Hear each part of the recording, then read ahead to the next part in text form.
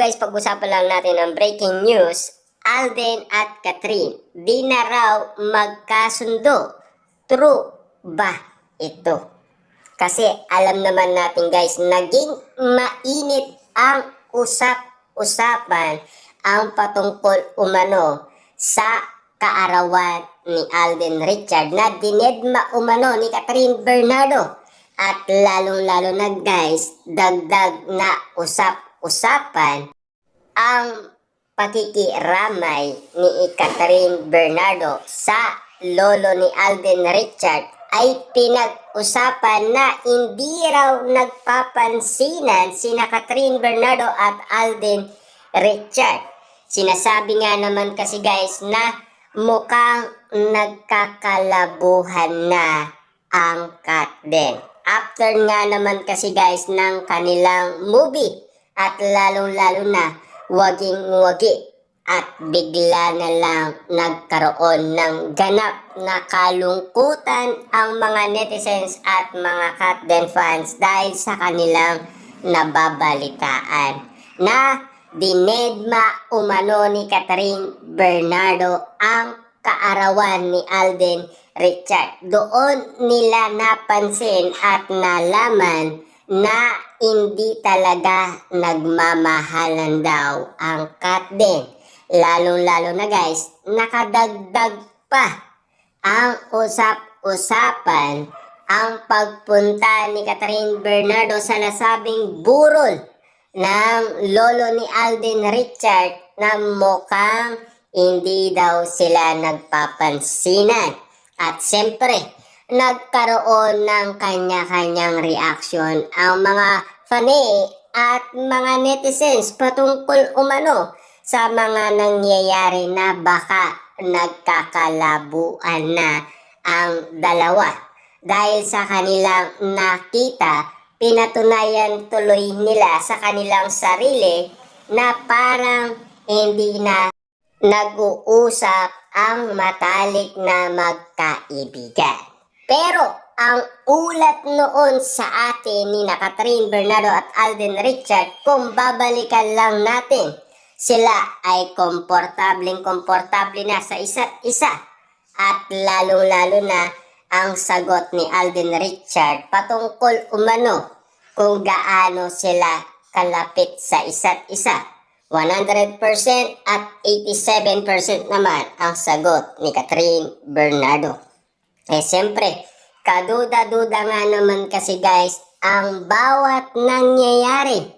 After nga naman kasi guys magwagi ang kanilang movie, ganito na ang ating nababalitaan. Medyo nalulungkot na ang mga fans dahil walang mga ayudang ganap sa kanilang idolo. Siyempre, nagpahinga muna sila. Pero ayon naman kasi sa management, magkakaroon pa rin sila ng project. Kailangan huwag tayong maging malungkot. Kasi alam naman natin, malakas si Catherine Bernardo at Alden Richard. Tiyak na magkakaroon muli sila ng bagong project. Siyempre, alam naman natin guys, nag-iintay tayong muli. Siyempre, ang iba, hindi na umano makapag-intay pa. Kasi, nababaliw na sila kina Catherine Bernardo at Alden Richard. Naghihintay sila ng ganap kina Catherine Bernardo at Alden Richard. Siyempre guys, naghahanap sila ng gamot. Lalong-lalo na mga resibo or ebidensya kung ano na nga ba talaga ang nangyayari kina Catherine Bernardo at Alden Richard. Kung totoo nga ba sila ay nagchat-chat sa isa't isa. Pero ayon naman kasi sa ating nababalitaan, si Alden Richard ay nahuli na. Pero bakit hindi pa rin malinaw yon para sa mga Katden fans at mga netizens na nahuli na si Alden Richard? Dahil si Catherine Bernardo ay nagbakasyon noon sa Bangkok, Thailand kasama ang kanyang team. Siyempre, ayon naman sa balita, nilibre ni Catherine Bernardo ang kanyang team. At Nagtanong na si Alden Richard kay Catherine Bernardo kung ano na nga ba ang ganap niya sa Bangkok, Thailand. At siyempre, spotted nga naman na nahuli itong si Alden Richard sa akto. Sana ay maintindihan ng mga netizens at mga Captain fans na kung bakit nga naman naging private ang pag-uusap ni Catherine Bernardo at Alden Richard dahil ayaw nga nila kasing ipaalam sa iba ang kanilang nararamdaman. Pero ayon sa balita nga naman kasi, meron na talagang feeling sa isa't isa si Catherine Bernardo at Alden Richard. Talagang kinakapa talaga guys ang tunay na nararamdaman ni Catherine Bernardo at Alden Richard. Siyempre, ayon naman kasi guys kay Alden Richard, pilit na binubuksan daw ang laman ng kanyang puso kung sino nga ba ito.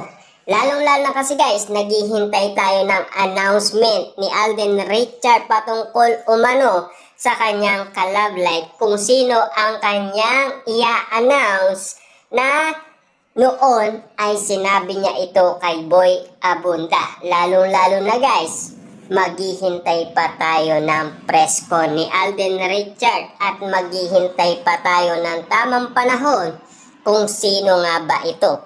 Lalong-lalo na 33 years old na si Alden Richard at wala pa ring girlfriend at gusto niya na magkaroon ng anak. Wala pa nga itong girlfriend at gusto niya na magpakasal pero wala pa rin siyang girlfriend. Paano na niyan?